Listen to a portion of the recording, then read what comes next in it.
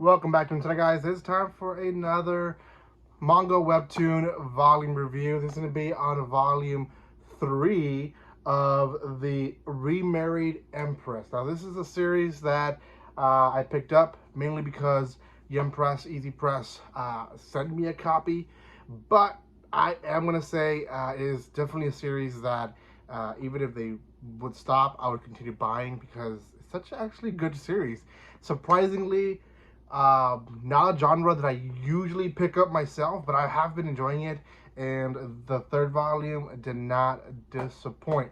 Before anything, guys, if you haven't done so by now, subscribe to my channel. Check out Yum Press and all of their side companies. Yenon, Yum Press, Easy Press, or Easy Press. I forgot how it's really pronounced, which is the one that does these webtoons into manga form. Then I believe now they're teaming up with J Novel as well, which is a company that's been running for a while online and now I guess got picked up by Yum Press. So yeah, doing tremendous things. So make sure you're supporting them, supporting me, and yeah, do all that good stuff that you guys can do to this video so that it can blow up as much as possible. So like and comment because that does help tremendously. So okay, let's talk about this volume now. This is volume 3, so I have reviewed volume 1 and volume 2. So if you're highly interested past this video or even before you watch this video, then I recommend you to go watch it on my channel because I do have volume 1 and volume 2. So if you're kind of lost, that's probably why, because we're kind of more in the middle now. So we have our main character, Navier, which is this girl who, in the beginning, first volume, we know that she's gonna get divorced at some point from the king, who has a mistress. He's been putting a lot of attention to Rashta, which is his mistress. Things get pretty spicy in this volume between that love triangle thing, and again, it's a norm for him to have a mistress, but at the same time, that's obviously not so good for his marriage. So I guess let's just talk about characters and what's going on in each part of the volume, because that'll be a lot easier than going in order. So let's focus first on the ones that there's a little bit less attention. The love interest of Navier is this guy right here in blonde, and he is Henry, and he came out volume 1, volume 2. We find out that he does magic. He turns into a bird who she believes is called Queen.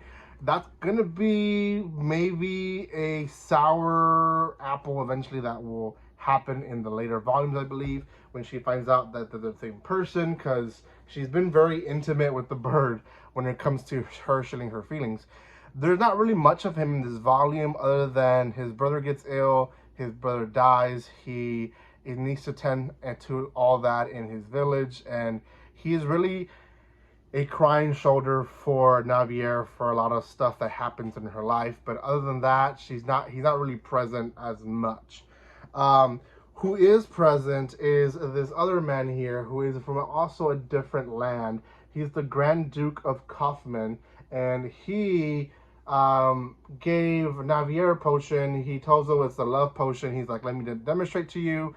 And he ends up basically falling heels over head over heels for Navier. Why he did that, I don't know. It's kind of stupid that he tried the potion knowing that it was a love potion. But because of that, there's some awkward tensions between him and the king. They end up breaking ties, and yeah, that's kind of really a dumb thing that he did. But other than Navier gaining another I'm gonna say good friend, that's really all that happens. So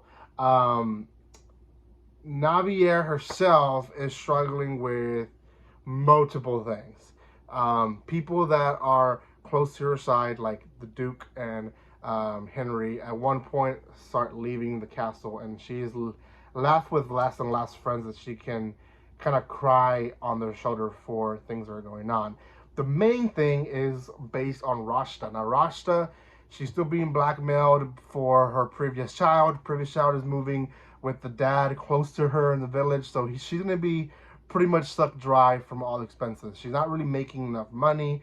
Her allowance goes up, in this volume. And the only reason that happens is because she is pregnant. Now, not the best news. There's a lot of drama between Rasha and the Queen. She doesn't, or the Empress, sorry. She doesn't like that she's pregnant, obviously. The firstborn is going to be out of wedlock. And to make matters worse, the Emperor, or the King, decides to talk to the Empress and tells her, well, it looks like we're not going to bear a child.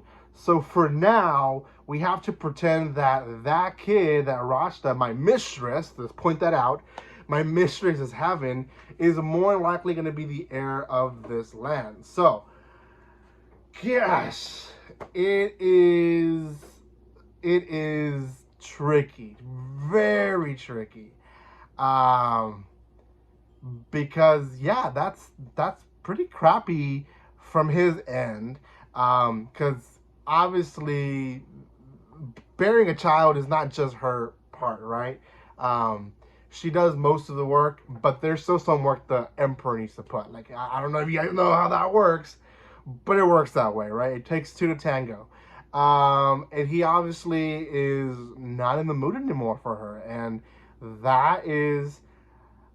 it's hurtful for her, because women, to an extent, not all women, but women at least in marriages, and sometimes marriages like this, they expect themselves, their main goal is to bear someone who's going to be legit, and also, be able to take the role of the parents, right?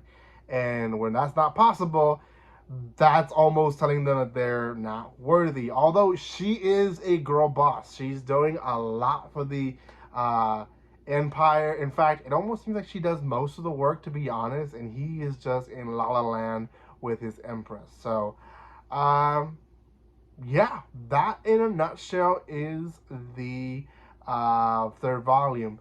There's a lot more stuff that happens. I don't want to ruin the whole volume, so check it out. It's a great series.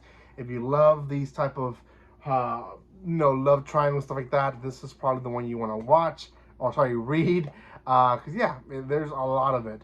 I think the whole love potion being introduced, it's a foreshadow. I think that Rashta might have used that on the Emperor. Now, is that completely true? Don't know exactly, but I feel that that's probably the reason that he is so head over heels for her. I think they're slowly introducing all this magic and potions, showing that they actually are very effective, and more than likely she is using it to manipulate the Emperor and basically make him do whatever she wants, and it's going her way for sure. So, oh well. This series still deserves, in my book, a 8 out of 10 for, it being something that aired a few years ago, now being turned to a webtoon manga. Great series. If you haven't checked it out, go check it out. Go buy it. There's this link in the description below where you guys can buy cheap manga and light novels and webtoons for a very reasonable price. So check it out. Give some love to this channel by commenting, liking, and sharing. Give the company some love. And guys, like always, don't be strangers. See you guys.